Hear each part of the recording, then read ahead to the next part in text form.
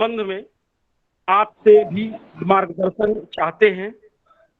हमें पूर्ण विश्वास है कि आगामी दिनों में भी आपके प्रेरणा स्रोत के रूप में हम सभी को अपना मार्गदर्शन प्राप्त होता रहेगा। आपके अनुभव एवं ज्ञान की हमें अत्यधिक आवश्यकता है। इसी के साथ सर, पुनः आपका इस कार्यक्रम में स्वागत एवं अभिनंदन है। निश्चित ही आपके अनुभव से हमारे साथ जुड़े सभी छात्र अभिभूत होंगे। इसी के साथ स्वागत पश्चात इस कार्यक्रम का संचालन आपके उद्बोधन हेतु हम आपको समर्पित करते हैं। धन्यवाद सर।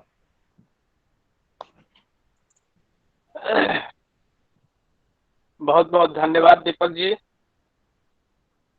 मैं उम्मीद करता हूं कि सबको मेरी स्पष्ट आवाज सुनाई दे रही होगी। जी सर, आपकी आवाज क्लियर है।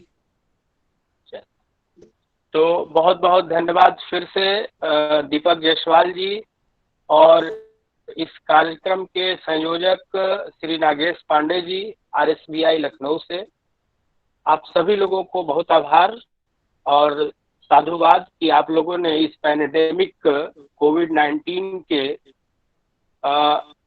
एक चुनौती को स्वीकारते हुए आप सभी लोगों ने एक ऐसा प्लेटफॉर्म उपलब्ध कराया है और सभी को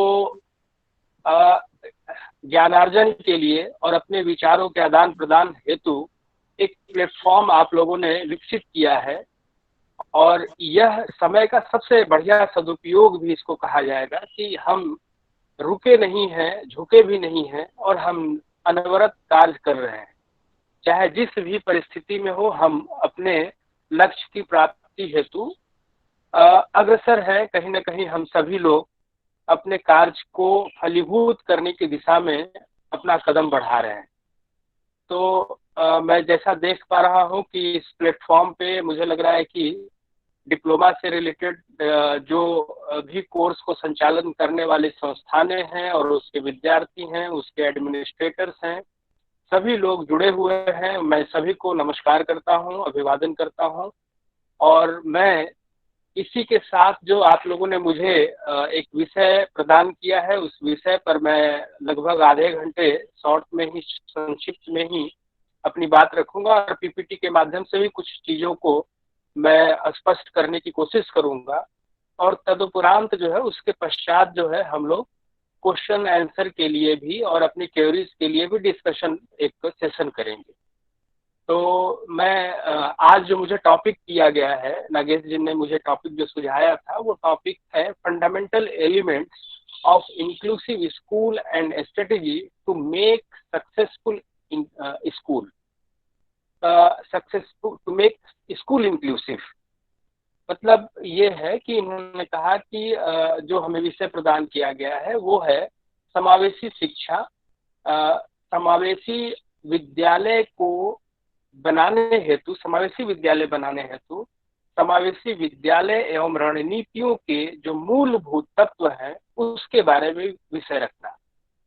चूंकि आपका सुझाव ये भी था कि सर CVR के ऊपर भी हम लोग कुछ बात करें इस प्लेटफॉर्म के माध्यम से, चूंकि CVR प्रोग्राम जो है वो एक प्रैक्टिकल प्रोग्राम है और फील्ड विजिट से रिलेटेड प्रोग्राम है। तो फील्ड विजिट में इस ऑनलाइन मोड में कैसे हम लोग और उसको अच्छी तरह से बनाएं, तो हमने कहा भी था कि थोड़ा सा उसके लिए अभी हम लोगों को और प्लेटफॉर्म पे जो है इसके बारे में डेवलप करने की जरूरत पड़ेगी और तब हम लोग इसके बारे में बात करेंगे। तो आपने इंक्लूसिव एजुकेशन, जो शायद मुझे लग रहा है कि डिप्लोमा के प्रोग्राम के सिलेबस में भी संबंधित है, तो क्यों ना हम लोग सिलेबस से संबंधित, जिससे कि आपका कोर्स भी कवर कुछ हो, इस विषय को चयन करने के पीछे ये हम लोगों की मंशा थी।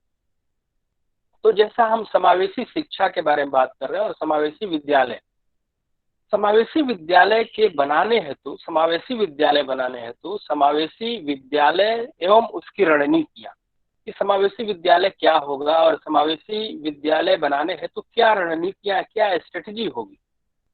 Inclusive school and strategy and fundamentals of inclusive school and strategy to make school inclusive. विद्यालय को हमको कैसे समावेशी बनाना है, इसके बारे में हम लोगों को बात कर रखनी है। तो जैसा हम लोग समावेशन शब्द के बारे में, समावेशन पद के बारे में हम लोग जानते हैं, यह पद जो है वो बहुत हम लोग कह सकते हैं कि लगभग 20 से 25 साल हो गए, 2 दशक लगभग यह पुराना पद हो चला है, लेकिन फिर भी इसके पद को लेकर के बहुत सारी भ्रांतियां हैं। क्योंकि हम जब केवल इसको संकुचित कर देते हैं और इसको हम केवल लिमिट करके सीमित सोच के साथ हम जब इसकी बात करते हैं, तो समावेशी जो है हम लोग डिसेबल्ड बच्चों को सामान्य विद्यालयों में या सामान्य कक्षाओं में जोड़ करके प्रणाली है ये। जैसा कि हम शिक्षा का समावेशीकरण के बारे में तो नहीं हम बात कर रहे हैं, हम यहाँ पर समावेशी शब्द के बारे में बात कर रहे हैं।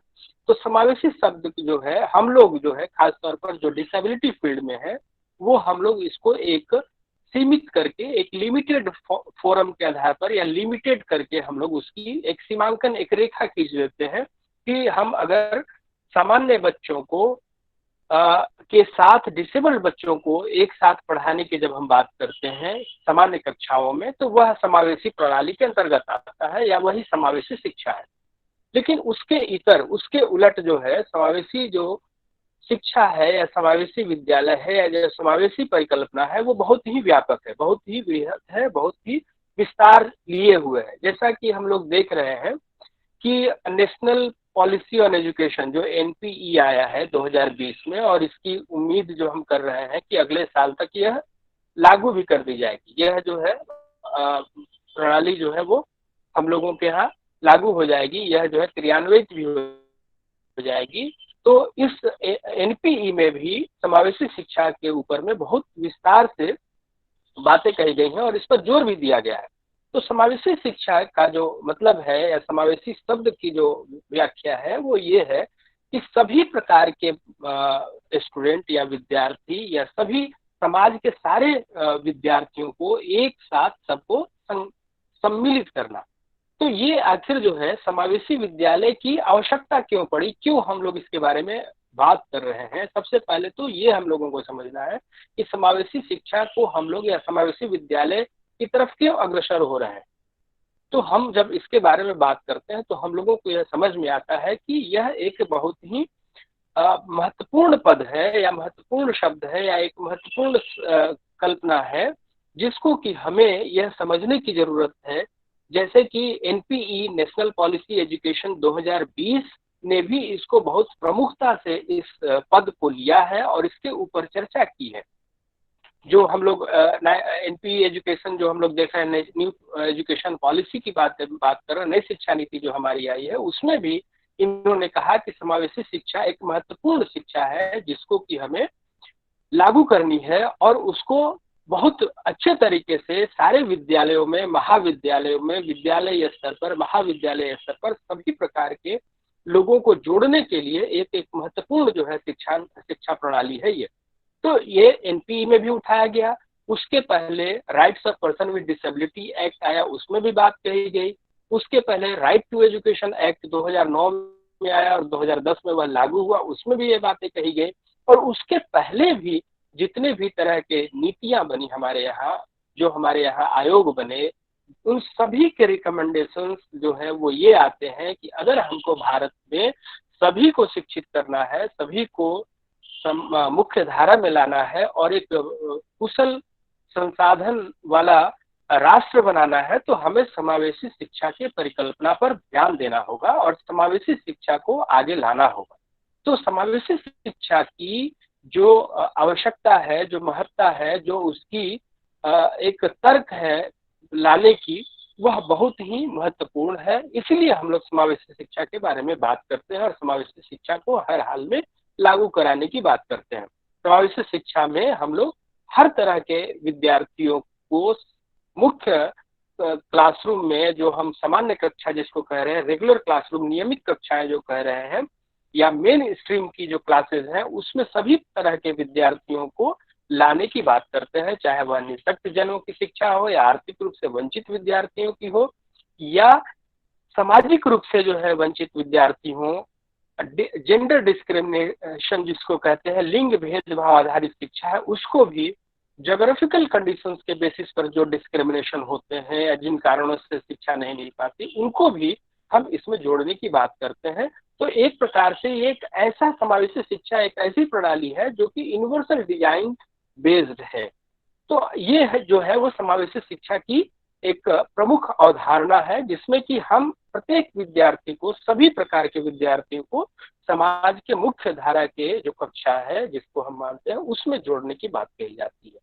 तो एक डेफिनेशन से भी इसको हम समझने की कोशिश करते हैं कि एक डेफिनेशन ये कहता है कि inclusion is the acceptance of all peoples within the mainstream of education system taught within a common framework and defined as the responsibility of all teachers।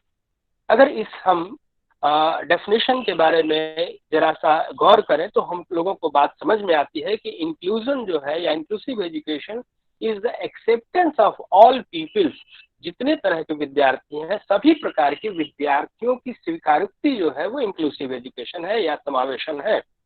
And taught with in A common framework, एक सामान्य जो है पाठ्यचर्या या एक सामान्य ढांचा जो कि सभी के लिए बना है। जैसे कि हम बात करते हैं नेशनल करिकुलम फ्रेमवर्क की, 2005 में आया, और अभी तुरंत जो है न्यू एजुकेशन पॉलिसी या नेशनल पॉलिसी ऑन एजुकेशन जो आई, इस राष्ट्रीय शिक्षा नीति में भी यह बात कही गई है कि अब हम इसको लागू करने के लिए तुरंत NCFSE बनाने जा रहे हैं, national curriculum framework for school education, विद्यालय शिक्षा के लिए राष्ट्रीय पाठ्यचर्या रूपरेखा। तो ये हम कह रहे हैं कि taught with in A common framework की एक ऐसा जो है ढांचा तैयार किया जाए जिसमें कि सभी प्रकार के विद्यार्थियों को सम्मिलित की जाए and defined as the responsibility of all teachers, जितने तरह के शिक्षक हैं उन सभी शिक्षकों की जिम्मेदारियों को परिभाषित करने की बात कहती है। तो इंक्लूजन का जो अर्थ है इस डेफिनेशन से मुझे लग रहा है कि बिल्कुल स्पष्ट है कि किसी भी प्रकार से, चाहे वो किसी भी लेवल का भेदभाव हो, किसी भी प्रकार का डिस्क्रिमिनेशन हो, उस डिस्क्रिमिनेशन को हमें हटाना है और हमें जो है हर प्रकार के विद्यार्थी को क्लासरूम में सम्मिलित करना है और उनको पढ़ाना है। ये एक तरह से परिभाषा है, यह एक फिलॉसफी है। इस फिलॉसफी को लेकर के समावेशी शिक्षा की बात कही गई और समावेशी शिक्षा को लागू करने की बात कही गई, और ये बातें जो है हम लोगों के यहाँ नीतियों में, योजनाओं में, स्कीम्स में कमीशंस ने रिकमेंड किए हैं, और ये धीरे धीरे चरणबद्ध तरीके से हमारे यहाँ लागू भी होती चली गई। और हम लोग जो है अब समावेशी शिक्षा, इंक्लूजन के बारे में, इंक्लूसिव एजुकेशन के बारे में, समावेशी विद्यालय के बारे में, समावेशी शिक्षा के बारे में, समावेशी समाज के बारे में हम लोग बहुत ज्यादा अब बातें कर रहे हैं, और ये चीजें जो है हम लागू कर भी रहे हैं और हम लोगों को ये दिखाई भी दे रहा है। तो इस प्रकार से समावेशन का जो अर्थ है वो यही है कि हम सभी प्रकार के, चाहे वो डिसेबल्ड बच्चे हों, चाहे वह हम इकोनॉमिकली डिप्राइव्ड हो, चाहे वह सोशली डिप्राइव्ड हो, चाहे वह जो है किसी जेंडर बायस्ड लोग के शिकार बच्चे हों, या ज्योग्राफिकल डिस्क्रिमिनेशन के कारण कोई पहाड़ का बच्चा है, कोई मैदानी क्षेत्र का है, कोई शेड्यूल्ड ट्राइब जो कि आते हैं हमारे ऐसे क्षेत्र से जिसको कि हम लोग ट्राइबल बेल्ट कहते हैं, अनुसूचित जनजाति जो होते हैं वो ट्राइबल बेल्ट से, जैसे झारखंड के कुछ क्षेत्रों से आते हैं, छत्तीसगढ़ के बहुत सारे ऐसे क्षेत्रों से आते हैं, या आंध्रा का हो गया एरिया, या तमिलनाडु के एरियाज हो गए, जहाँ पर कि ऐसे बच्चे जो ट्राइबल सोसाइटी से बिलोंग करते हैं, तो ज्योग्राफिकल कंडीशंस को, या हम कहें कि पहाड़ों वाले क्षेत्रों से, वैली या ऐसे जगहों से आते हैं, तो सभी प्रकार के डिस्क्रिमिनेशन को दूर करते हुए एक ऐसा कॉमन प्लेटफॉर्म जिसमें सबको हम सम्मिलित करें, ये जो है संकल्पना वाली समावेशी शिक्षा की फिलॉसफी है, ये एक दर्शन है। लेकिन चूंकि ये फिलॉसफी है, जैसा हम कह रहे हैं, यह एक प्रोग्राम नहीं है। जब किसी भी सोच को, किसी भी विचार को जब हम परिलक्षित करने की या लागू करने की बात करते हैं, जब उसका अनुप्रयोग करने की बात करते हैं, तो उसमें हमें आने के बाद जो है बहुत सारी समस्याओं का सामना करना पड़ता है, और वही समस्याओं को सामना करने के लिए हम प्रोग्राम बनाते हैं। जैसे कि अभी न्यू नेशनल एजुकेशन पॉलिसी आई, राष्ट्रीय शिक्षा नीति आई, इस राष्ट्रीय शिक्षा नीति को लागू करने की बात कही जा रही है, और ये 2021 से लागू करने की बात होगी। तो जब इसको इम्प्लीमेंटेशन के फेज में लाया जाएगा तो बहुत सारे चीजों के बारे में हम लोगों को बात करनी होगी और उसको एक ढांचा बनाया जाएगा, एक प्रोग्राम के रूप में डेवलप किया जाएगा और तब वो लागू होगा।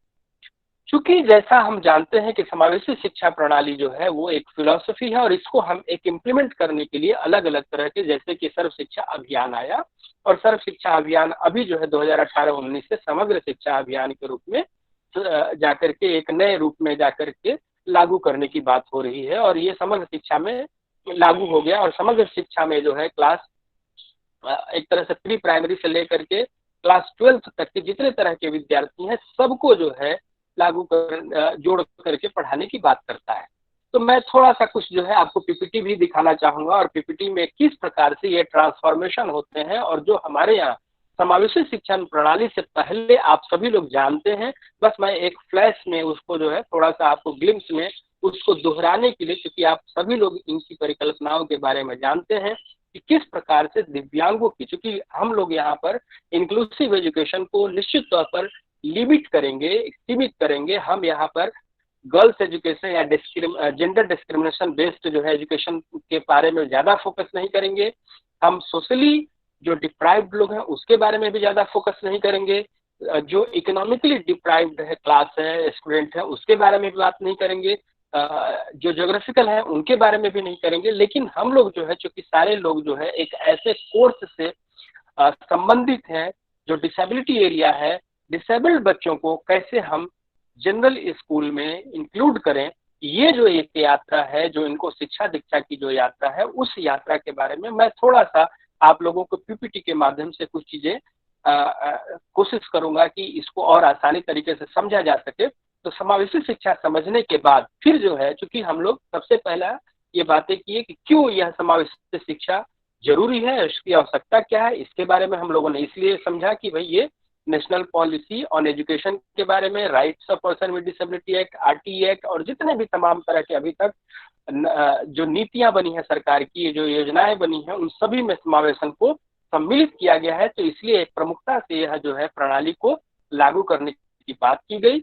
इसकी आवश्यकता के बारे में उन सभी में जो है महत्व बतलाया गया है, क्योंकि इनको जब लाएंगे हम समाज के मुख्य धारा के साथ जब जोड़ेंगे तभी हमारा जो भारत की जो लिटरेसी रेट है, जो पढ़ने की रफ्तार है, वो तेजी से आगे बढ़ेगी। तो इसलिए जरूरी है। दूसरा हमारा जो है टॉपिक ये था कि हम जो है इसमें क्या इनमें एनपीई और आरपीडी एक्ट में जो है लाया गया है, इसलिए जरूरी है। और समावेशी शिक्षा क्या है, इसके बारे में हम लोगों ने बात कर ली है। अब हम लोग जो है पीपीटी के बाद जो है ये बातें जरूर समझने की कोशिश करेंगे कि how can we make school inclusive. जो विद्यालय है उनको हम समावेशी कैसे बनाए, कैसे इस फिलॉसफी को प्रोग्राम के रूप में डेवलप करें, इसके बारे में हम लोग जो है बातचीत करेंगे। तो मैं आप लोगों को थोड़ा सा जो है ये एक प्रेजेंटेशन मैं आप लोगों के सामने रखना चाहूंगा।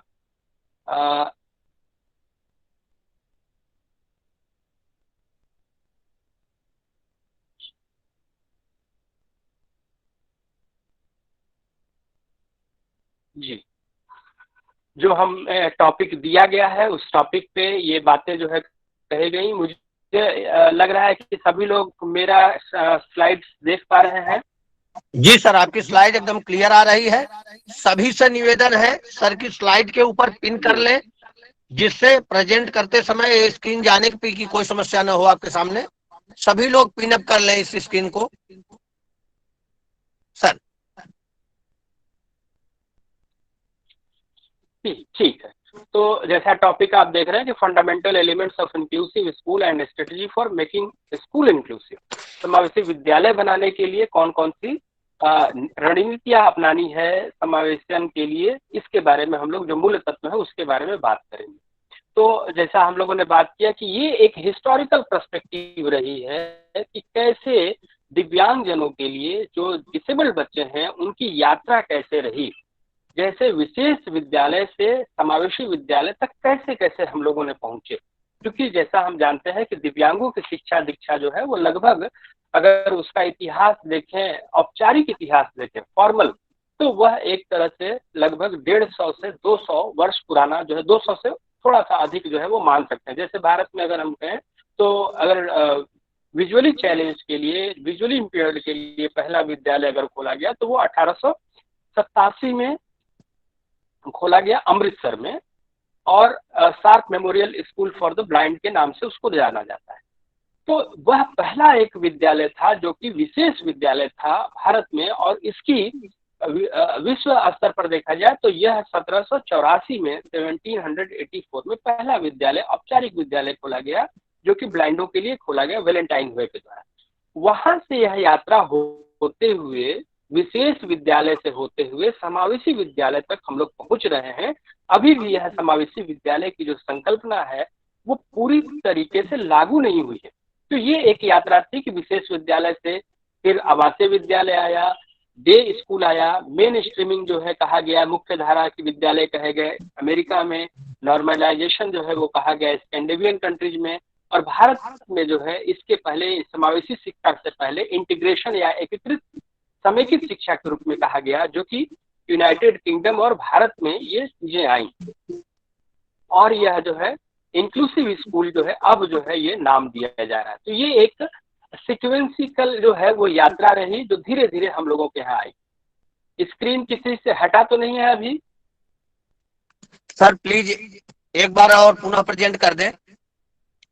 सुखबीर सिंह, निवेदन है कृपया आप प्रेजेंट की बटन न दबाएं, स्टॉप प्रेजेंटिंग करें, अन्यथा हमें आपको रिमूव करना पड़ेगा। धन्यवाद सुखबीर जी। प्लीज सर एक बार और प्रेजेंट कर दें। सभी लोग पिन की बटन दबा लेंगे जो भी नहीं दबा पाए थे उस बार।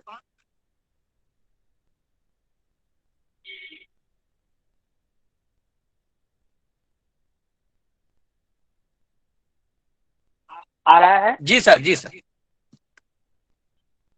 ठीक है, तो ये एक जो है हमारा ऐतिहासिक यात्रा थी जो उसको हमने आपको एक पहले स्लाइड में दिखाया है कि विशेष विद्यालय से समावेशी विद्यालय तक हम लोग पहुंच गए हैं। और इसमें ये जो है मुख्य तौर पर पड़ाव भी रहे हैं। जो अभी आपको नया जो मैं दिखा रहा हूँ ये एक तरह से पड़ाव थे, जो मुख्य पड़ाव थे जिनकी यात्रा करते हुए हम लोग इस स्तर पर आकर के पहुंचे हुए हैं। कि पहला जो है विद्यालय कब खोला गया, वो 1880 के दशक में, भारत की बात करूं मैं, ये भारतीय संदर्भ में ये जो क्रोनोलॉजिकल ऑर्डर में जो यात्राएं रही हैं वो ये रही है कि भारत में विशेष विद्यालयों की स्थापना 80 के दशक में, 1880 के दशक में प्रारंभ हुई। और पहली बार जो है 1974 में IEDC स्कीम जो है NCERT के द्वारा सेंट्रली स्पॉन्सर्ड स्कीम थी, उसको एक तरह से लागू किया गया 1974 में। और फिर 1992 में RCI एक्ट आता है, 1994 में सलमान का स्टेटमेंट आता है, 1995 में हम लोगों की जो निःशक्त जन अधिनियम 1995 का जो PWD एक्ट कहा जाता है वो आया। 1997 में IED integrated education for disabled in DPEP जो डिस्ट्रिक्ट प्राइमरी एजुकेशन प्रोग्राम था उसमें आया। और 1999 में नेशनल ट्रस्ट एक्ट, 2005 में कॉम्प्रिहेंसिव प्लान आया था इंक्लूजन पे, और 2006 में नेशनल पॉलिसी। और इस तरह से आगे देखते हुए हम लोग कहें कि 2009 में राइट टू एजुकेशन एक्ट आया। और भी इसमें कुछ महत्वपूर्ण जो है वो एक्ट धीरे धीरे आते रहे हैं। और अभी जो है हम लोगों का rights of person with disability act, और उसके बाद जो है अभी तुरंत जो है नेशनल पॉलिसी ऑन एजुकेशन, राष्ट्रीय शिक्षा नीति हमारे यहाँ आई है। स्क्रीन पे आ रहा है ना? अभी फिर तो डिस्टर्ब हुआ ना नागेश जी? फिर से जी सर प्रेजेंट कर दिया महापुरुष ने तो फिर से हट गया सर। कोई बात नहीं, कोई बात नहीं। तो हमें जो है मैं एक बार अभी और कर दे रहा हूँ। सभी से निवेदन है कृपया प्रेजेंट न दबाएं। आप शिक्षक हैं, हम शिक्षक हैं, हमारे छात्र छात्राएं शिक्षक बनने जा रहे हैं। थोड़ा सा देखें, जरा इस बात का परिचय दें थोड़ा।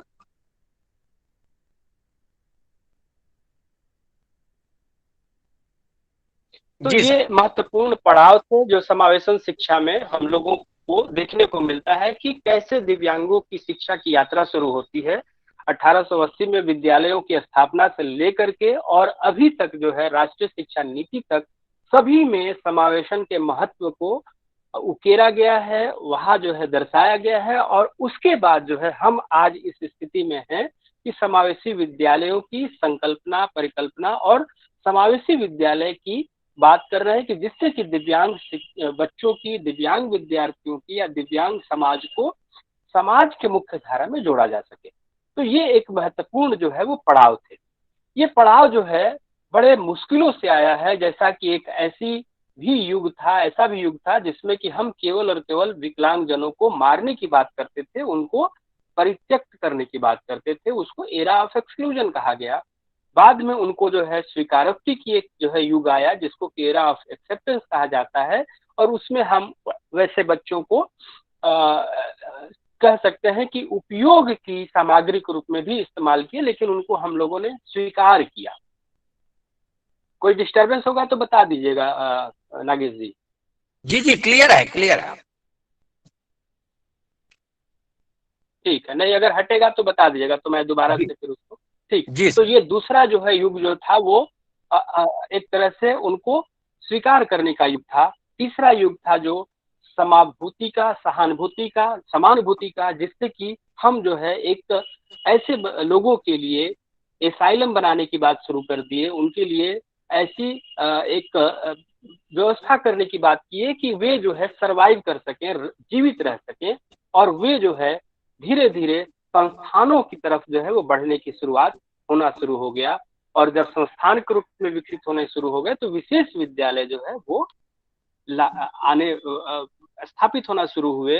वे विशेष विद्यालय जो कि अलग अलग डिसेबल्ड बच्चों के लिए अलग अलग शिक्षाओं की बात करता था। जैसे कि अभी भी हमारे यहाँ समाज में डेफ बच्चों के लिए अलग विद्यालय है, दृष्टिबाधितों के लिए अलग विद्यालय है, मेंटल रिटार्डेशन बच्चों के लिए अलग विद्यालय है। तो ये एक जो है युग भी था जिसमें कि पृथक व्यवस्थाएं थी। अब ये जो है व्यवस्थाओं को अलग अलग नामों से, मुख्यतः 4 व्यवस्थाओं के रूप में हम लोग, 4 प्रणालियों के रूप में जानते हैं। आवासीय विद्यालय, समेकित विद्यालय और समावेशी विद्यालय। मुख्यतः जो है ये 4 प्रकार के या 3 प्रकार के जो मुख्य जो है हमारे कुछ मॉडल थे जो कि हमारे यहाँ भारत में मिलते हैं। ये जो है परिकल्पना आप सभी लोग जानते हैं, पढ़े हुए हैं कि किस प्रकार से ये मॉडल काम करते हैं। ठीक है,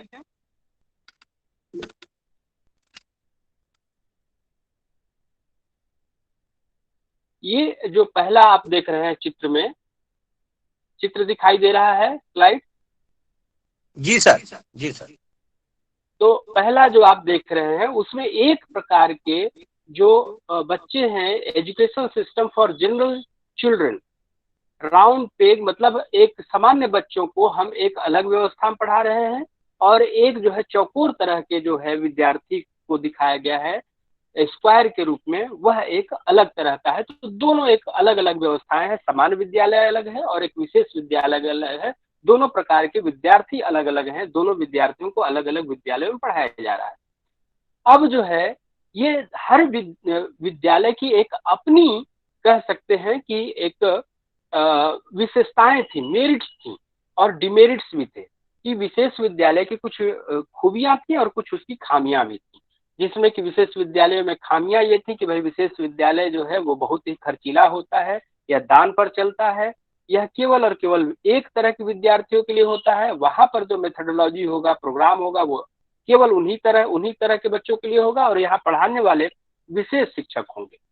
अब ये जो है संकल्पना पुरानी हुई और इंटीग्रेटेड एजुकेशन आया। इंटीग्रेटेड एजुकेशन में, समेकित शिक्षा में ये कही गई बात कि हमको ये जो सामान्य विद्यालय है वहां पर जो है जगह है, लेकिन जो डिसेबल्ड बच्चा है उसको हम यहाँ पर तराश रहे हैं, तराश करके उसको उस विद्यालय में फिट करेंगे, जिसको कि हम लोग इंटीग्रेशन स्किल के नाम से जानते थे, जिसमें हम उनको ब्रेल पढ़ाते थे, उनको ओरिएंटेशन मोबिलिटी पढ़ाते हैं, उनको हम सेंसरी ट्रेनिंग देते हैं, उनको इक्विपमेंट्स की ट्रेनिंग देते हैं और डेली लिविंग स्किल्स की। इस तरह से 5 या 6 स्किल दे करके, जिसको कि प्लस करिकुलम स्किल पहले कहा जाता था, अब एक्सपेंडेड कोर करिकुलम कहा जाता है, उसको देने के पश्चात अर्थात विद्यार्थियों में कौशलों का समावेश करके हम उनको सामान्य विद्यालयों में जोड़ देते हैं। ये समेकित शिक्षा का की संकल्पना थी, और उसके भी कुछ मेरिट्स थे, कुछ उसकी भी खूबियां थी, और उन खूबियों को भी जो है एक तरह से नकारा गया। और उसके बाद जो है हमारे पास जो आता है वह है समावेशी शिक्षा। इसमें हर प्रकार के बच्चों को, चाहे वह किसी भी प्रकार का हो, चाहे वह आर्थिक रूप से वंचित हो, चाहे वह शारीरिक रूप से जो है कोई उसको डिफॉर्म्ड हो, या कोई विरूपित बच्चा हो, या कोई सोशली डिप्राइव्ड है, जेंडर डिस्क्रिमिनेटेड चाइल्ड है, हर तरह के विद्यार्थियों को एक सामान्य विद्यालय में सामान्य कक्षाओं में सबको एकोमोडेट किया जाता है। वह एक समावेशी शिक्षा की प्रणाली है, और इसी समावेशी शिक्षा प्रणाली को हम समावेशी शिक्षा के बारे में या समावेशी स्कूल के बारे में कह रहे हैं, और समावेशी विद्यालय के बारे में कह रहे हैं। लेकिन यह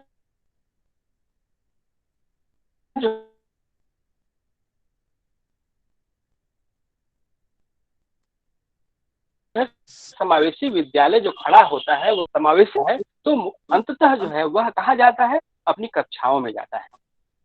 ठीक है,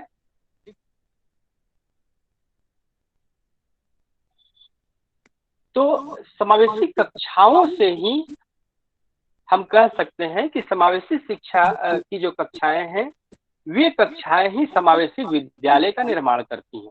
तो जो कुछ भी किया जाना है, वो अगर ग्रास रूट लेवल पे बात करें, सबसे पहले स्तर पर बात करें, पायदान पर बात करें, तो हमें कैसे एक कक्षा को समावेशी कक्षा बनाना है, अर्थात सभी प्रकार के बच्चों को हम अपनी कक्षाओं में सम्मान दें, रिस्पेक्ट दें, और उसको हम उसकी नीड को फुलफिल करें, उसकी आवश्यकताओं को फुलफिल करें। ये कहना बड़ा आसान है कि हम सभी प्रकार के बच्चों को एक कक्षाओं में सम्मिलित करें और सबको सम्मान के साथ उसकी आवश्यकताओं का ध्यान रख करके उनके लिए शिक्षा का नियोजन करें। आसान है सुनना, लेकिन ये करना थोड़ा दुष्कर है, मुश्किल है, क्योंकि आपके पास सामान्य कक्षाओं में हेट्रोजीनस क्लासरूम होता है, एक अलग प्रकार की शिक्षण व्यवस्था होती है, और सभी प्रकार हर तरह के बच्चे उसमें होते हैं। कोई जो है अत्यधिक आईक्यू वाला बच्चा होगा, जिसको कि गिफ्टेड चिल्ड्रन कहते हैं, प्रतिभाशाली बालक भी हो सकता है, कोई मेंटल रिटार्डेड या जो कह सकते हैं कि लो आईक्यू वाला भी हो सकता है, किसी को देखने में परेशानी हो सकती है, किसी को सुनने में परेशानी हो सकती है, किसी को बैठने में दिक्कत हो सकती है। सभी प्रकार के विद्यार्थियों के लिए एक कक्षा का समावेशी कक्षा के रूप में निर्माण करना ही हमारी उस सक्सेसफुल जो कह सकते हैं कि, या जो हमारा जो एक्सक्लूसिवली पूरी तरह से एक समावेशी विद्यालय का निर्माण जो है, अगर हम समावेशी कक्षा का निर्माण कर लेते हैं तो वह हमारा विद्यालय जो हो समावेशी विद्यालय हो सकता है। तो हमें पूरा का पूरा फोकस जो है वो समावेशी विद्यालय पर करना है, समावेशी कक्षाओं पर करना है। इसके बारे में मेरिट ये कहा जाता है समावेशी शिक्षा के बारे में कि यह। सर पीपीटी एक बार प्लीज प्रेजेंट कर दें। ठीक है, ठीक।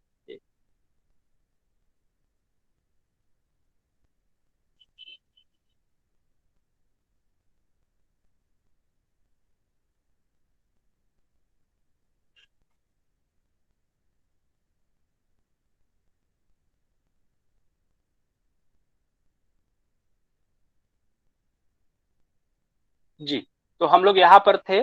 समावेशी शिक्षा में सभी प्रकार के विद्यार्थियों का स्वागत करते हैं सम्मान के साथ उसके लिए, लेकिन जो कक्षा होता है वो समावेशी कक्षा का निर्माण करना ही शिक्षकों के लिए और प्रशासकों के लिए या जितने भी स्टेक होल्डर्स हैं सबके लिए चुनौती है। ये मेरिट क्या है समावेशी शिक्षा का, कि विद्यालय जो होगा उसमें ही और she would naturally go to in the neighbourhood school. जो उसके पास पड़ोस वाला जो भी बच्चा रह रहा है, दिव्यांग बच्चा, वो अपने समीप वाले विद्यालय में जाएगा, प्राकृतिक रूप से ही स्वभावतः वहां जाएगा। ये पहला एक कह सकते हैं कि उसके लिए एक उसकी मेरिट जो है, एक पहली खूबी समावेशी शिक्षा की होती है। दूसरा समावेशी विद्यालय का है कि जैसा विद्यार्थी है वह वैसा ही वहां पर वह महसूस करे, उसको किसी प्रकार की कोई बर्डन जो है वहां पर, या उसको एक अलग से स्पेशल ट्रीटमेंट नहीं दिया जाना चाहिए कि नहीं भाई तुमको जो है तुम इस प्रकार की डिसेबिलिटी से ग्रस्त हो तो तुमको ऐसा करना होगा, वैसा करना होगा। उसको उसी प्रकार से जैसा वो है वैसा ही स्वीकार करना, लिस्ट रिस्ट्रिक्टिव, सबसे कम बाधा वहां पर होना चाहिए। जो क्लास टीचर है उसकी भूमिका बहुत ज्यादा बढ़ जाती है। करिकुलम, मेथोडोलॉजी, सब कुछ जो है वो विद्यार्थी केंद्रित होना चाहिए, कंस्ट्रक्टिविस्ट होना चाहिए, एक रचनावादी होना चाहिए कि उस विद्यार्थी की क्या आवश्यकताएं हैं, उन आवश्यकताओं के आधार पर पाठ्यचर्या को हमें परिवर्तित करना है, मेथड भी जो है उसके हिसाब से बदलना है। इक्वल अपॉर्चुनिटी फॉर पार्टिसिपेशन, समान अवसर भागीदारी के लिए उसके लिए सुनिश्चित करना होगा। और teacher effective in including all in learning process, सभी जगह जो है शिक्षकों की प्रभाव जो है वो दिखना चाहिए कि कैसे हम समावेशन के लिए उनके लिए जो अधिगम की प्रणाली है, अधिगम की जो प्रक्रिया है ऐसी अपनाएं जिससे कि सभी जो है उसमें सम्मिलित हो सके और सभी के अधिकारों का सम्मान या उसका पहचान और उसको जो है लागू करना। और इसके लिए सबसे महत्वपूर्ण जो है इंक्लूसिव स्कूल के बारे में जो कहा जाए वह यह है कि वह सबसे ज्यादा जो है कम खर्चीला वाला विद्यालय होता है। जैसे कि एक स्पेशल स्कूल जब हम खोलते हैं तो हर विद्यार्थी के लिए या एक अलग प्रकार के तबके के लिए एक अलग जो है विद्यालय हम खोलते हैं, जबकि एक सामान्य विद्यालय जो चल रहा होता है उसी में हम ऐसे विद्यार्थियों को आसानी से जोड़ लेते हैं, इसलिए यह कम खर्चीला होता है। लेकिन अब बात जो आती है वो गुणवत्ता पर आती है कि क्या ये समावेशी विद्यालय गुणवत्ता पूर्वक शिक्षा दे सकते हैं। ये समावेशी शिक्षा की परिभाषा है जिसको हम लोगों ने बात कर लिया है कि ऐसी शिक्षण प्रणाली जिसमें कि सभी प्रकार के विद्यार्थियों को सम्मिलित करते हैं, जिसमें कि स्पेशल नीड का मतलब यह है कि comprises wide spectrum like girls education, socially disadvantaged groups like SC और एसटी स्टूडेंट्स, माइनॉरिटी ग्रुप जैसे रिलीजियस में होते हैं, जैनिज्म हो गए या जैन धर्म को मानने वाले लोग हैं, माइनॉरिटीज में मुस्लिम हैं या और इस तरह से हैं, roaming children, street children, child workers, ये सभी जो है उसमें समावेशी शिक्षण के भाग होते हैं।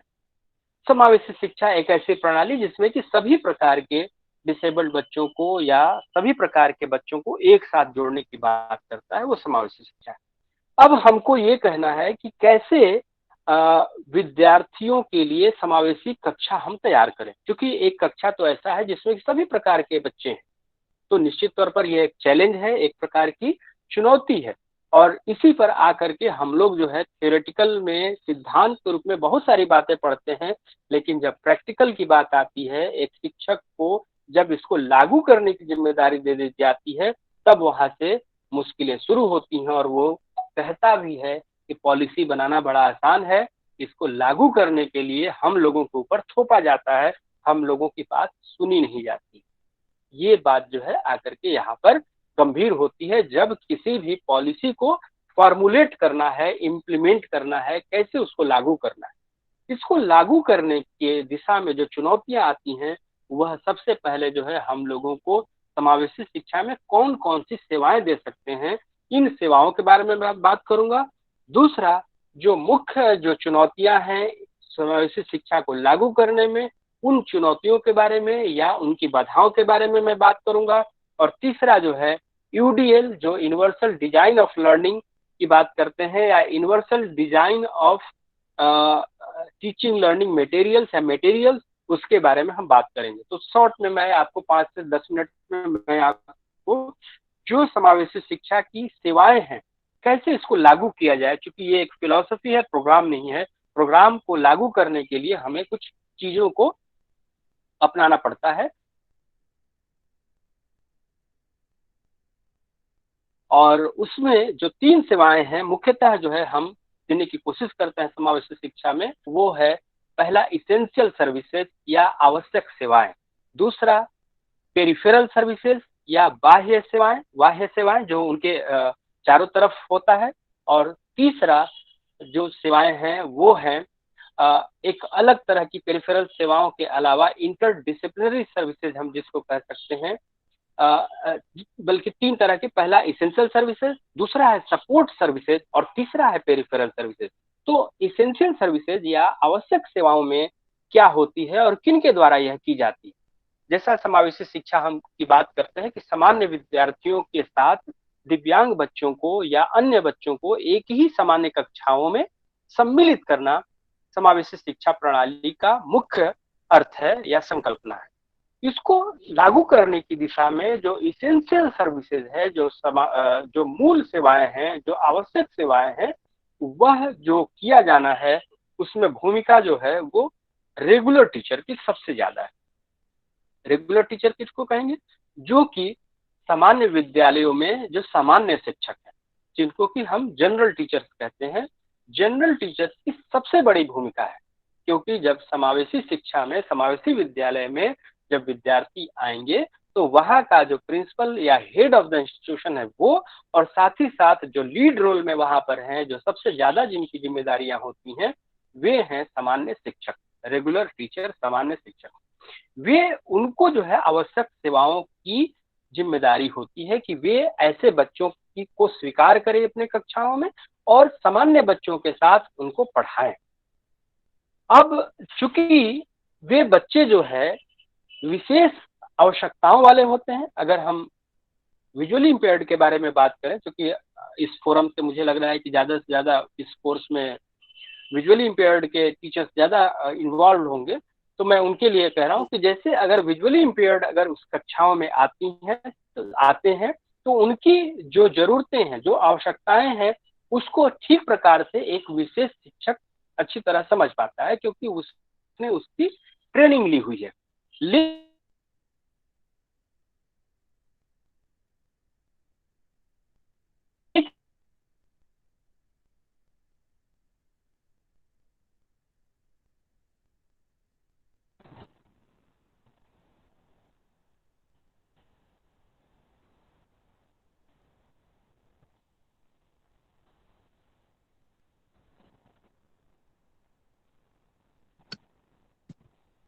आपकी आवाज फंस रही है सर, थोड़ा सा डायरेक्शन चेंज करें जिससे आवाज नेटवर्क में आ जाए।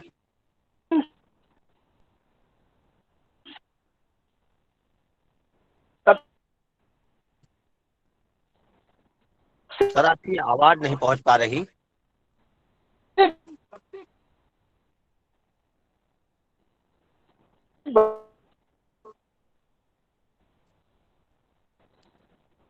कुछ नेट का इशू आ रहा है, लग रहा है।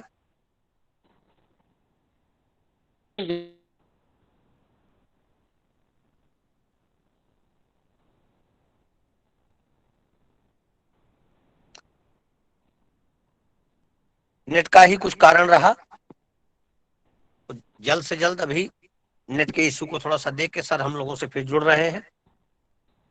कई बच्चे चैट बॉक्स में फीडबैक अपना लिखित रूप में दे रहे हैं, जो समझ रहे हैं या जो समझ उन्होंने विकसित की है उस संदर्भ में अपनी बात रख रहे हैं। यह सबसे सुंदर और सबसे इस ई प्लेटफॉर्म पे क्लास चलाने का सबसे बढ़िया माध्यम है कि आप अपनी बात को चैट के माध्यम से प्रस्तुतकर्ता के सामने प्रस्तुत करते रहे, आप अपनी बात रखते रहे, जिससे प्रस्तुतकर्ता विशेषज्ञता जो हमारे सामने रख रहे हैं वे और अधिक ऊर्जावान होकर अपनी बात को हमारे बीच रखें। तो सर ने बहुत बेहतरीन हम लोगों को बता रहे हैं, बताया है, प्रेजेंट भी बहुत बढ़िया किया है। कुछ नेट के इशू के कारण सर का हमें लगता है नेटवर्क थोड़ा सा वो हुआ है। जल्द से जल्द फिर वापस हम लोगों से जुड़ेंगे और तुरंत कंटिन्यू करेंगे हम लोग आगे की तरफ। अभी तक के सेशन में जिन लोगों को अगर कोई समस्या रही हो, पीपीटी से संबंधित या प्रश्न से संबंधित कोई बात रही हो, तो अपनी तैयारी करके रखेंगे। सर के जुड़ने के पश्चात वे अपने प्रश्नों का उत्तर उनसे ले सकते हैं।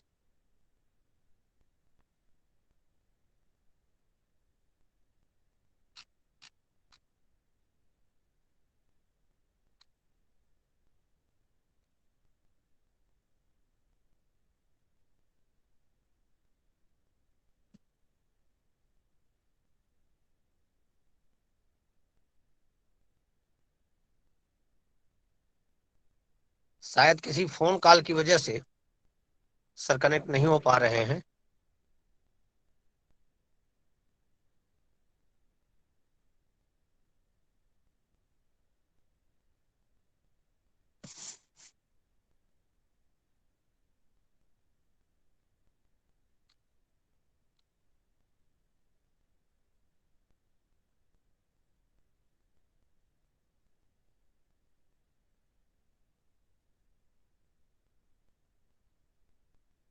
तो सर ने जो हम लोगों को बताया उसको हम लोग अगर थोड़ा सा 1-2 मिनट में थोड़ा सा क्लियरेंस कर लें अपने इस प्लेटफॉर्म पे। बड़े बेहतरीन ढंग से सर ने कहा कि ये जो यात्रा हमारी आई हुई है, हम यहाँ तक पहुंचे हुए हैं 2020 में, हम दिव्यांगजनों की शिक्षा के संदर्भ में अपनी बातें कह रहे हैं।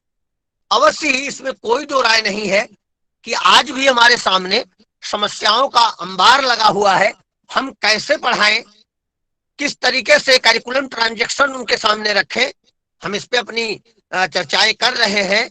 या विभिन्न प्रकार की तकनीकियों की सहायता लेकर के हम दृष्टि दिव्यांग जनों तक शिक्षण प्रक्रिया को, शिक्षण प्रावधानों को, शैक्षणिक व्यवस्थाओं को अधिक से अधिक लाभान्वित रूप में उन तक पहुंचा रहे हैं। लेकिन हमें साथ ही साथ यह भी ध्यान देना है कि हमने बड़े ही जीरो से, शून्य से शुरू किया था और आज कुछ ही ऐसे बिंदु हैं जिनमें सबसे महत्वपूर्ण है एक्सेसिबिलिटी। अन्यथा अब धीरे धीरे हम लोग तकनीकी की सहायता से, तकनीकी उपकरणों की सहायता से, तकनीकी विधियों की सहायता से दृष्टि दिव्यांग जनों को, छात्र छात्राओं को सेवाएं देने में अधिक साफल्य हो चुके हैं। बड़े हर्ष के साथ मैं आपके सामने कहूंगा, आप इससे बहुत परिचित भी होंगे।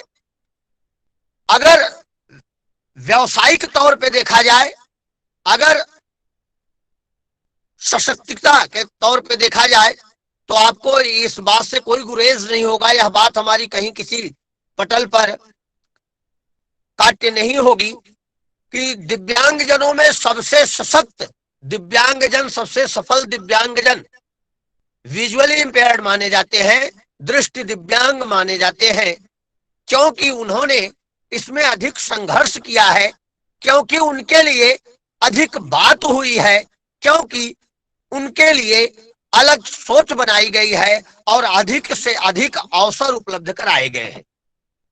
तो आवश्यकता हमें इस बात का चिंतन करने की नहीं है कि हमारे सामने समस्याएं कितनी हैं, ये भी या वो भी। समस्याओं का पहाड़ गिनने से अच्छा है एक एक समस्याओं के निदान के लिए हम आगे बढ़े। आप देख पा रहे हैं वर्तमान व्यवस्था में सकलांग और दिव्यांग दोनों जनों को एक पटल पे ला करके पढ़ाने की दिशा में सबसे महत्वपूर्ण कदम चल रहा है। आपको ज्ञात ही है, सभी इसका प्रयोग भी करते होंगे। चाहे स्मार्टफोन का संचालन हो, चाहे कंप्यूटर का संचालन हो, आज बड़ा ही सरलतम रूप में दिव्यांग जनों तक पहुंचाया जा रहा है। और जितनी प्रविधिता के साथ, विशेषज्ञता के साथ हम उसका उपयोग कर रहे हैं, उतनी ही विशेषज्ञता के साथ दृष्टि दिव्यांग जन भी उसका उपयोग कर रहे हैं। और किसी भी क्षेत्र में, किसी भी मात्रा में वो हमसे कम नहीं है, हमसे ज्यादा प्रोडक्टिव होके दिखाते हैं। अगर हम एक रिपोर्ट की बात करें और उस रिपोर्ट के कुछ तथ्य हम आपके सामने रख भी देना चाहेंगे। अगर आपने सुना होगा कॉल सेंटर, विभिन्न टेलीफोनिक जो कॉल सेंटर होते हैं या सेवाएं देने वाले जो कॉल सेंटर होते हैं, वहां पर विभिन्न प्रकार के शोध से एक विशिष्ट निष्कर्ष निकला कि किसी भी दृश्यवान बालक अथवा बालिका से अधिक प्रोडक्टिव, अधिक समय तक लॉगिन रहने वाला एक क्या बालिका होती है, क्योंकि उनका कंसंट्रेशन ज्यादा बनता है और वे कंपनी के लिए, अपनी सेवा देने वाली प्रणाली के लिए ज्यादा लाभान्वित होते हैं, वे ज्यादा समय तक लाभ प्रदान करते हैं। तो इसी तरीके से हम लोगों के सामने बहुत से ऐसे उदाहरण अब उपस्थित हो रहे हैं जिसका प्रयोग करके हम लोग विभिन्न प्रकार के अवसरों को दिव्यांगजनों के सामने उपलब्ध करा पा रहे हैं और उनका सशक्तिकरण कर रहे हैं, उनका शैक्षणिक उन्नयन कर रहे हैं। जब तक सर हमसे जुड़ते हैं तब तक मैं 1 मिनट का आपसे समय लेकर सर से जरा दूर संचार के माध्यम से ये कंफर्म करना चाहूंगा कि सर को कहाँ समस्या आ रही है, किस तरीके की। 1 सेकंड के पश्चात, 1 मिनट के पश्चात हम आपसे जुड़ते हैं।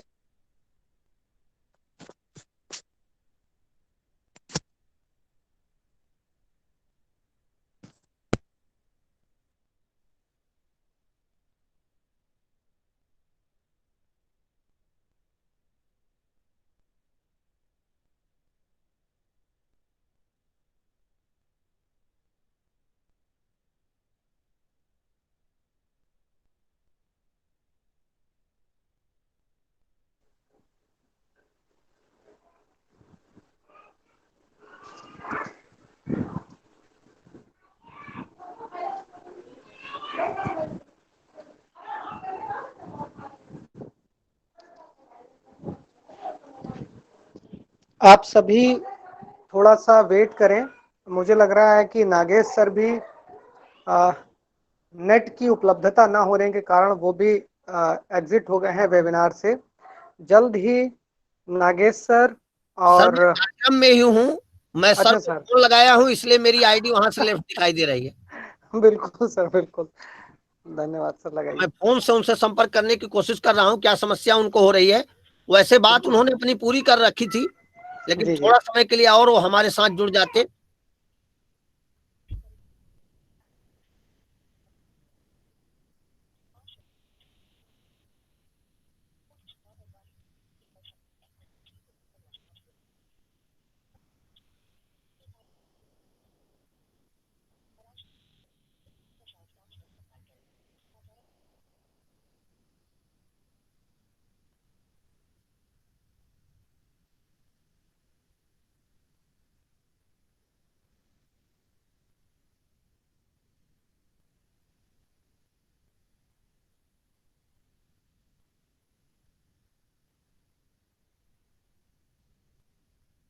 सर सर शायद कुछ नेट के इशू के कारण डिस्कनेक्ट हो गया था सर आपका। जी जी जी सर, एक बार प्लीज ज्वाइन कर ले। बस 5 मिनट का समय और आपका चाहिए सर, बस 5 मिनट। आपकी तरफ से लेफ्ट हुए हैं सर, आप ज्वाइन कर लें एक बार।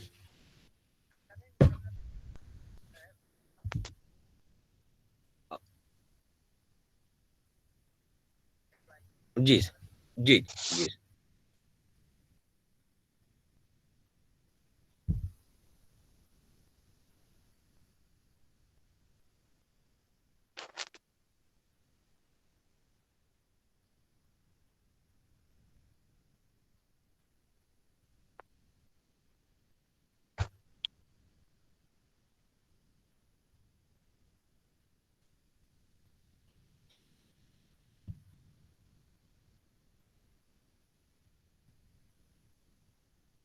एक महत्वपूर्ण कॉल आ जाने के कारण सर डिस्कनेक्ट हुए थे हम लोगों से, पुनः कनेक्ट हो रहे हैं।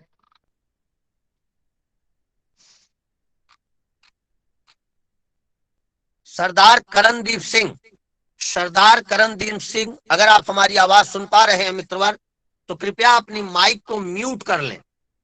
सरदार करणदीप सिंह,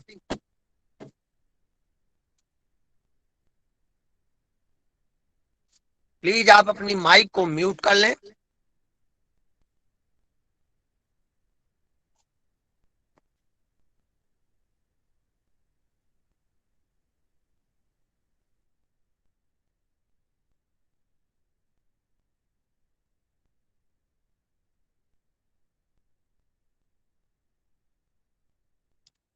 रौनक ने एक बहुत बढ़िया कोट लिखा हुआ है, मैं सभी विद्वत जनों के सामने रौनक की बात को ध्वन्यात्मक स्वरूप में रखना चाहूंगा।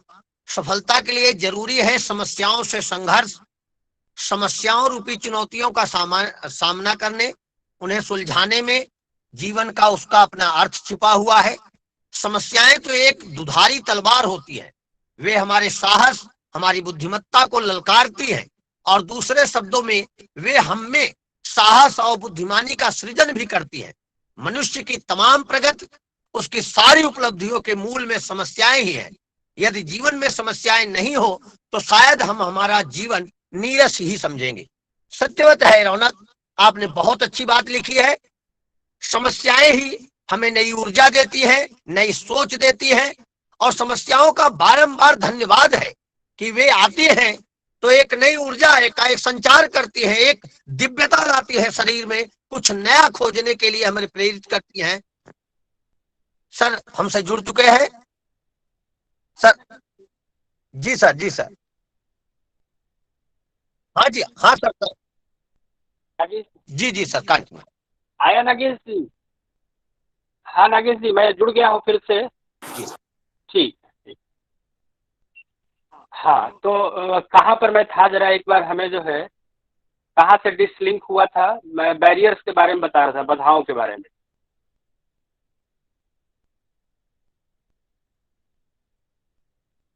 Hello hello. जी सर, सेम इसी स्लाइड के बाद चलेंगे। अच्छा, मैं जैसे बाधाओं तक जो है बात किया था कि प्रैग्मेटिक बैरियर्स तक हो गया था, या कहाँ से डिस्कनेक्ट हुआ था? आप सर्विस के बारे में बता रहे थे सर, जो सर्विसेज हैं। अच्छा अच्छा। जी हाँ हाँ हाँ हाँ। अच्छा, उसके बाद से पूरा कट हो गया है? अच्छा, काफी जी देर तक तब तो कट गया। जी सर, जी। अच्छा, तो 4 प्रकार की मैं चुनौतियों या बाधाओं के बारे में बात कर रहा था पहले। जी 3 जो हम लोगों ने 3 जो सर्विसेज के बारे में बात किया था, जैसे कि इसेंशियल सर्विसेज, और उसके बाद सपोर्ट सर्विसेज और पेरिफेरल सर्विसेज। यहाँ तक हो गया था। जी सर, जी सर। अब मैं बात कर रहा था कि इन सर्विसेज में जो चुनौतियां आती हैं, उन चुनौतियों को कैसे जो है, तो चुनौतियों से संबंधित, जैसे अगर हम बाधाओं के बारे में बात करें तो ये 4 प्रकार की बाधाएं हैं समावेशी शिक्षा में। मुख्यतः चारों का मैं केवल नाम बता देना चाहूंगा, क्योंकि मैं काफी देर से इसको डिस्कस कर चुका था, मैं 10 मिनट। अच्छा, मुझे पता नहीं था ये। तो जो पहली बाधा है वो है कंसेप्चुअल बैरियर, संप्रत्ययी बाधा, कि किस प्रकार से हम समावेशी शिक्षण में ऐसे बच्चों को सामान्य विद्यार्थियों की कक्षाओं में जोड़े, इसके बारे में हमें जानकारी ही नहीं होती है, अवेयरनेस नहीं होती है। एक तरह से कॉन्सेप्ट का अभाव होता है, चाहे वो माँ बाप हो, चाहे वो विशेष विद्यालय के सामान्य विद्यालय के सामान्य शिक्षक हो, या जो है हेड हो, या और स्टेक होल्डर्स। तो ये कंसेप्चुअल बैरियर है कि इनके लिए अवेयरनेस होना कि ऐसे बच्चों के लिए क्या स्कीम्स है, क्या लीगल प्रोविजन है, कौन कौन सी इनके लिए सुविधाएं मौजूद हैं, ये एक तरह से हमारे समाज में नहीं है। कंसेप्ट बैरियर है, कंसेप्चुअल बैरियर है, पहली बाधा है। दूसरा जो बाधा है वो है कि प्रोफेशनल बैरियर, हमारे यहाँ जो है क्वालिटी वाले, जो गुणवत्ता पूर्ण वाले जो है शिक्षक, विशेष शिक्षक जो है, उनका अभाव है। जैसे अगर हम लोग अभी पैंडेमिक में हम लोग ट्रेनिंग प्रोग्राम के बारे में बात कर रहे हैं, और बीएड स्पेशल, एमएड स्पेशल या डीएड स्पेशल, इस तरह के जो प्रोग्राम हैं वो प्रैक्टिकल बेस्ड हैं।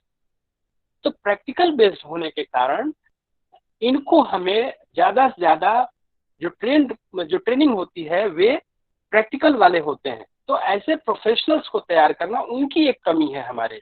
तो अगर ये प्रोफेशनल्स हमारे यहाँ ट्रेंड प्रोफेशनल्स जो है, क्वालिटी प्रोफेशनल्स अगर आते हैं, तो वो एक तरह से हमारी जो प्रोफेशनल बैरियर्स है उसकी कमी पूरी करेगी, और उसके आधार पर हम समावेशी शिक्षा को आसानी से, समावेशी कक्ष का निर्माण जो है आसानी से करेंगे।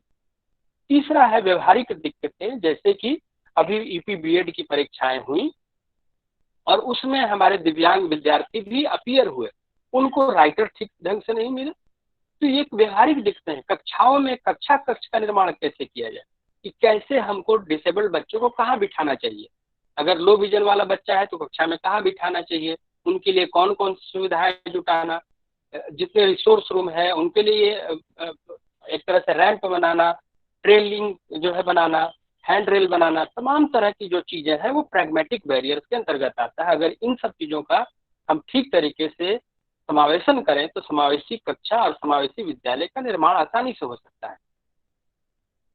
नागेश जी, आवाज आ रही है? आपकी क्लियर है सर। स्क्रीन एक बार और प्रेजेंट कर दें। तेज बहादुर, मैं आपको रिमूव कर रहा हूं, आप बार बार प्रेजेंट करके डिस्टर्ब कर रहे हैं। तेज बहादुर जी, या तो आप स्टॉप प्रेजेंटिंग करें या तो आपको रिमूव कर दूं। प्यारे तेज बहादुर, सर एक बार। हाँ हाँ बिल्कुल, कोई बात नहीं। तो मैं जो बात बता रहा था कि एक तरह से बाधाओं में जो तीसरी बाधा थी वो व्यवहारिक बाधाएं थी, जिनको कि हमें एक तरह से उनको ठीक तरीके से एड्रेस करना, उनको हमें जो जरूरत है हर विद्यार्थी की, जो व्यवहारिक स्तर पर दिक्कतें हैं उनको समस्याओं को निराकरण करना, अर्थात हमें रिसोर्स जो है वो उनके लिए उपलब्ध कराना, ये प्रैग्मेटिक जो है वो प्रॉब्लम है। उसको प्रैग्मेटिक चैलेंजेस को, प्रैग्मेटिक बैरियर्स को भी हमको देखना है कि वह जो है संस्था की तरफ से, वह विद्यालय की तरफ से, सरकार की तरफ से उनके लिए जो आवश्यक संसाधन जुटाने हैं वो सब चीजें होने चाहिए, रिसोर्स जो है ठीक तरीके से लागू। और चौथा जो लास्ट जो बाधा है वो है एटीट्यूडनल बैरियर, दृष्टिकोणीय बाधा। सबसे बड़ी बाधा यही है कि हमारे जितने भी स्टेक होल्डर्स हैं सब जो है कहीं ना कहीं एक तरह से देखा जाए तो कुछ को छोड़ करके नकारात्मक भाव के कारण जो है हम इनका स्वागत सही तरीके से नहीं कर पाते हैं, उनको हम उनके इश्यूज को ठीक प्रकार से वेलकम नहीं कर पाते हैं। तो हमें जो है, चाहे वह विद्यालय के हेड हो, प्रिंसिपल हो, चाहे वह सामान्य विद्यालय के शिक्षक हो, चाहे कोई हमारे डिसेबल्ड बच्चों के स्पेशल टीचर ही क्यों ना हो, माँ बाप जो है वो भी ऐसे बच्चों को एक तरह से नकारात्मक भाव के रूप में देखते हैं। तो एक तरह से देखा जाए तो ऐसे बच्चों के लिए हमारा जो सबसे पहला जो लक्ष्य होना चाहिए कि हम सकारात्मक दृष्टिकोण के साथ उनको स्वीकार करें, उनको एक्सेप्ट करें और उनके लिए सारी व्यवस्थाओं का आयोजन करें, नियोजन करें। तो शायद हम कह सकते हैं कि हमारी समावेशी कक्षा कक्ष जो है या समावेशी विद्यालय की परिकल्पना जो है वो आसानी से साकार हो सकती है। तो ये जो समावेशी विद्यालय की जो परिकल्पना है उसमें महत्वपूर्ण जो रणनीतियां ये हैं कि हमें जो है आवश्यक सेवाओं और जो सपोर्ट सर्विसेज हैं, जो सहायक सेवाएं हैं, और पेरिफेरल सर्विसेज जो बाह्य सेवाएं हैं, साथ ही साथ जो 4 मुख्य जो बाधाएं हैं, बैरियर्स हैं, उनके ऊपर ध्यान देने की जरूरत है।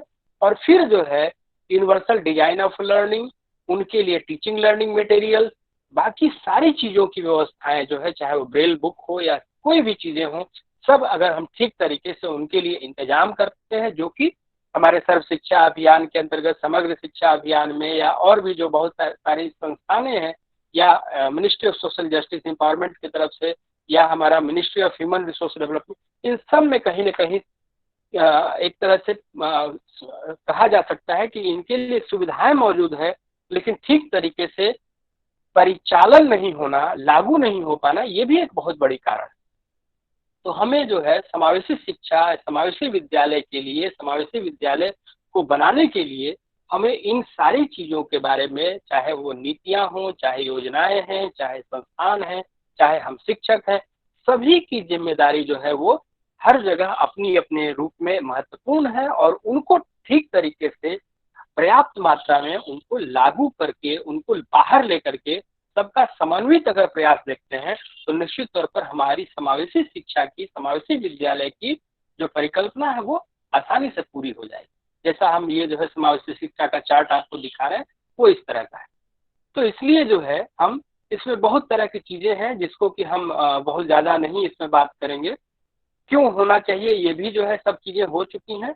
तो मैं जो है इसी के साथ जो है, अब चूंकि समय भी काफी हो गया है, मैं चाहूंगा कि आप जो है प्रश्न उत्तर के लिए हम लोग आगे आए, और सभी के लिए जो है हम उनको बिना शर्त जो है डिसेबल्ड बच्चों को सामान्य कक्षाओं में सम्मिलित करने के लिए दिशा में आगे बढ़े।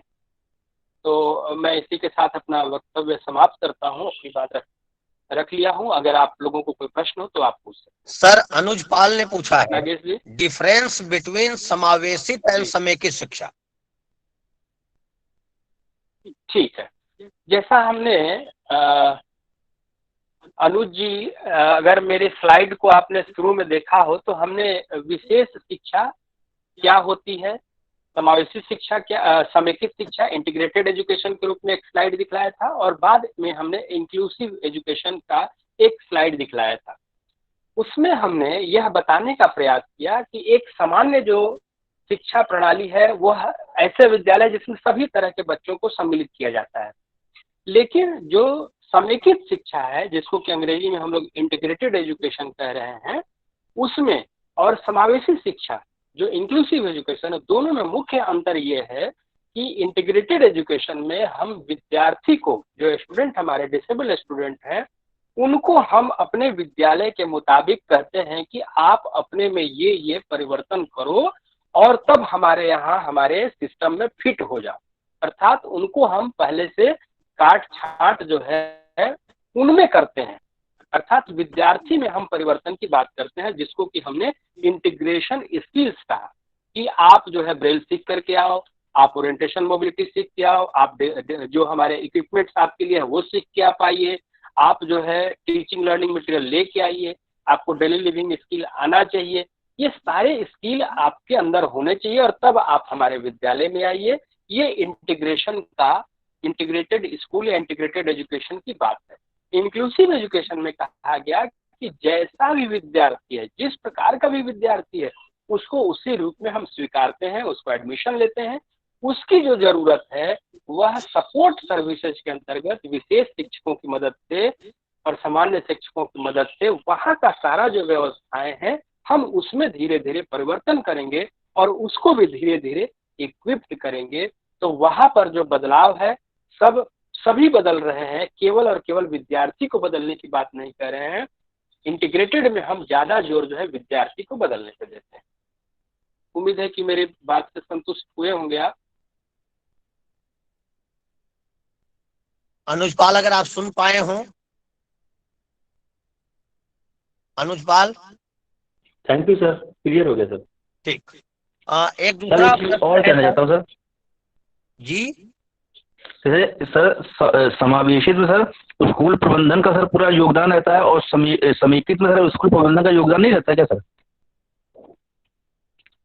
नहीं, जैसा हमने कहा आपको कि समावेशी शिक्षा में हम एक कंस्ट्रक्टिव अप्रोच लेकर के विद्यालय में क्या क्या परिवर्तन कर सकते हैं, विद्यालय की मशीनरी में क्या क्या परिवर्तन होगा, इस पर ज्यादा जोर होता है।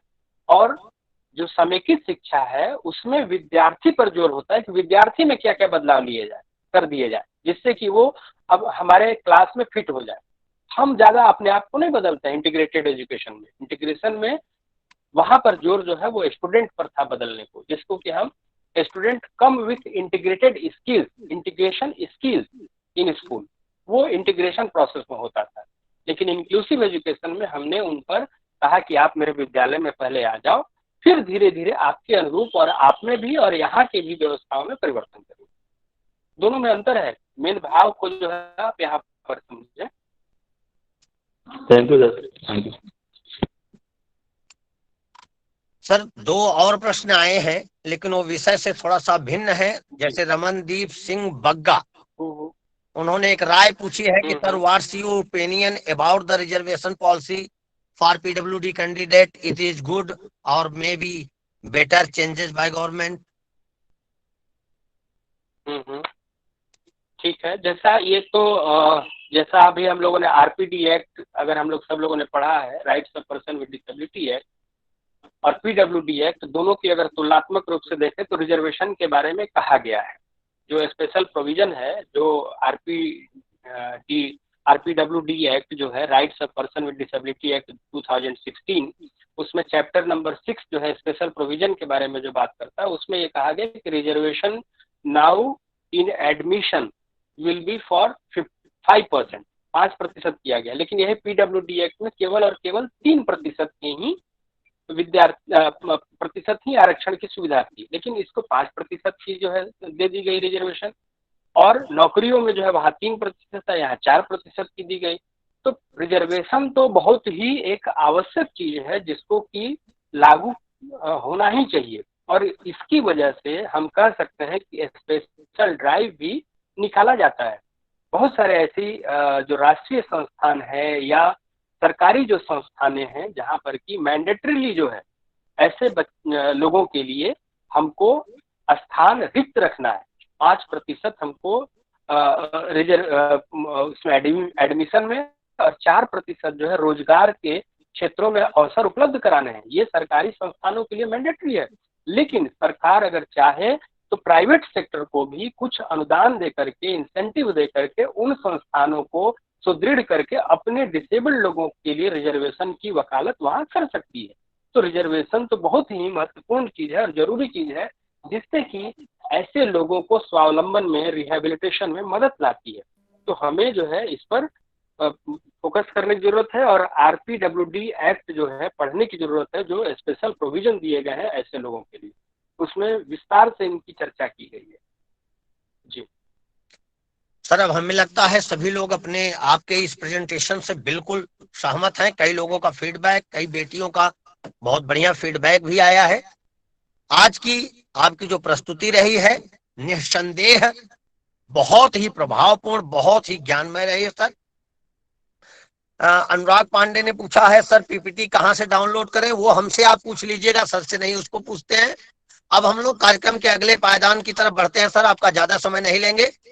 हमारे साथ सीआरसी लखनऊ से orientation and mobility instructor Shri Vikas Mishra sir जुड़े हैं। मैं उनसे निवेदन करूंगा कि सर के धन्यवाद ज्ञापन के लिए वो आए और शब्द कहें।